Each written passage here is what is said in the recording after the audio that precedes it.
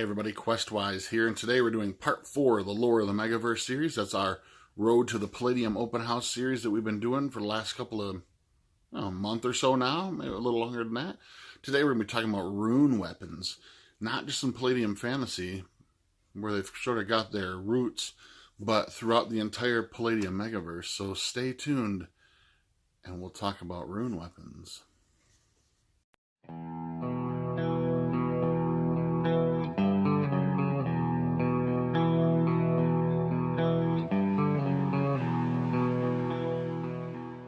So what are rune weapons? Where do they come from?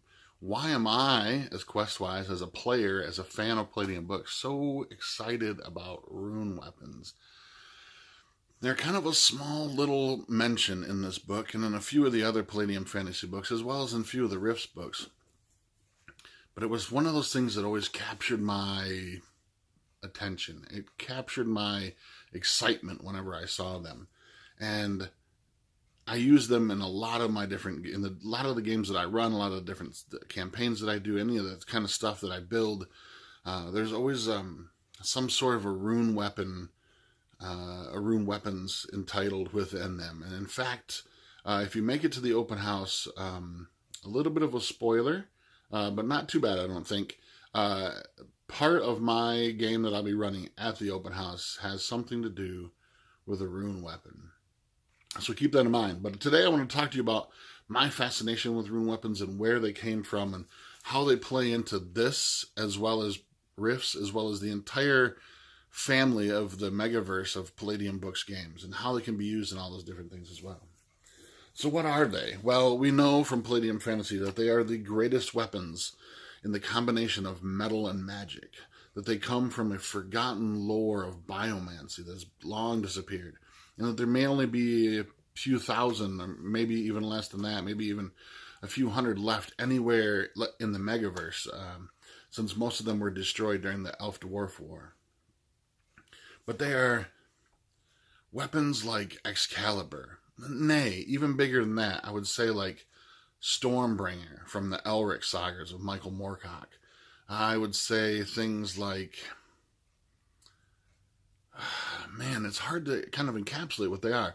They are intelligent weapons. They are creations that have sort of their own agendas and their own alignments and their own sort of like drives that how they want. And because they're immortal or eternal, unless they become destroyed by some sort of magic, they have that longevity of trying to capture that sort of agenda that they want to procure. Now, they can be good, they can be evil. There's a variety of the different types of rune weapons out there, but all of them have a few key things in common. They're all intelligent. They all have some sort of an alignment. They all cause massive amounts of damage, anywhere between like 2d6 damage to 46 damage. In a mega damage worlds like Rifts, they do mega damage as well instead of just the regular amount of damage. Some of them even go up to as much as like 1d6 times 10 damage when being used as a sort of physical weapon. There are 3 classifications. There are lesser rune weapons, greater rune weapons, and greatest rune weapons. And nobody's really sort of cataloged them, and entire kings have given up their entire kingdoms just to have one of these, in their possession. Some of them have the ability to cast magical spells. Some of them have the ability to cast elemental magic. And even some of the ones like the Light Bringers, which are greater rune weapons. They're more sort of like skewed towards the holier of the spectrums, the good side of the spectrums. They have the ability to heal and cast healing magic, as well as divine magic and stuff as well. Then there's another classification outside of the Lightbringers called the Soul Drinkers, and they're sort of the opposite side of the spectrum from the other two, or from the Lightbringers. And they, as their name implies, they are the Soul Drinkers. They actually devour life from other creatures and give it to those who wield it. Now, there's some amazing ones out there, and the Palladium Fantasy gives you rules on how to build those and build your own unique weapons. who all should have names and cool classifications. And there were a few sprinkled out throughout some of the Palladium fantasy game books. So some of the different adventure books. I believe there's some in Adventures on the High Seas. I know that there's a few in the Adventures in the Northern Wilderness, which unfortunately is out of print. I really wish we could see that come back around again. And they just kind of sprinkled throughout. I believe there's a few in the Atlantis book for Rifts. That was what fascinated. That's what really captured me when I first encountered Rune Weapons. Is there was a full page spread, if I remember it correctly, and I'll never remember which book is in. Probably one of the ones I don't have because I don't know that I have this piece of artwork anymore. But it was a full page spread of a giant sword that had sort of like feathers and weird knotting and stuff hanging from it. And to me, that's that was it sort of captured my imagination as to what a rune weapon is. And then having read some of the things like Michael Moorcock's Elric Saga and and that type of idea, or even like Excalibur, these swords that sort of maybe had these amazing powers, sort of this latent kind of intelligence going on in there, and had their own sort of agendas they wanted to create in the world and stuff. But rune weapons are cool, and like I said, they fill a role and can create some amazing campaigns, some amazing adventure ideas throughout any of the Palladium fantasy worlds. Most notably in fantasy and Rifts, they fit very, very well. But I've even used them in, I ran a game of Ninjas and Super Spies, in which I had created, there was a sort of this demon undead plague that sort of had taken over Japan. And a lot of these monks and students of the exclusive martial arts and ways of these different temples were the only ones that could actually come and procure sort of safety for the world at large, or at least for the Japanese islands.